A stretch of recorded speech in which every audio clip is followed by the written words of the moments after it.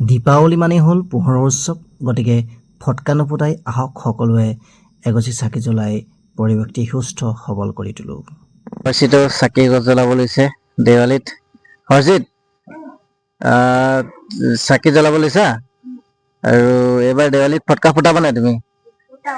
নুফুটোৱা? কেলে নুফুটোৱা? জুবিনৰ কাৰণে। জুবিন দাৰ ঢুকুৱাৰ কাৰণে তুমি এবাৰ ফটকা নুফুটোৱা? নমস্কাৰ, আজি হ'ল দেৱালী, পোহৰৰ উৎসৱ। দেৱালীত আপোনালোক সকলোকে শুভেচ্ছা জনাইছোঁ। এয়া চাকি বন্তি জ্বলোৱা হৈছে। এইবাৰ জুবিন দাৰ মৃত্যুৰ পিছত প্ৰথমটি দেৱালী এনেদৰে এগছি চাকিৰে এনেকৈ পোহৰ কৰি তোলা হৈছে। আৰু সকলোৱে এনেদৰে চাকি বন্তি জ্বলাব লাগে। ফটকা ফুটোৱাতকৈতো যদি আমি যদি এনেকৈ চাকি গছ জ্বলাওঁ, হয়তো জুবিন দাৰ আত্মাই শান্তি পাব।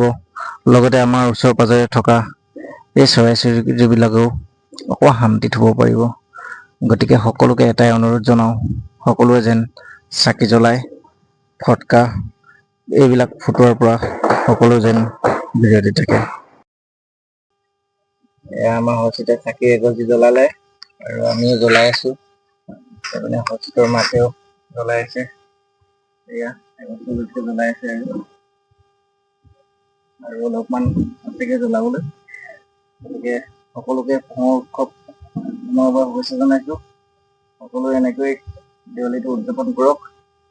আৰু লগতে ভগৱানলৈ এটাই অনুৰোধ কৰোঁ, যাতে আমাৰ মৰমৰ গানৰ শিল্পীজনে উচিত ন্যায় পায় আৰু জুবিন দাৰ আত্মাটো যেন সদ্গতি লাভ কৰে, শান্তিত থাকে।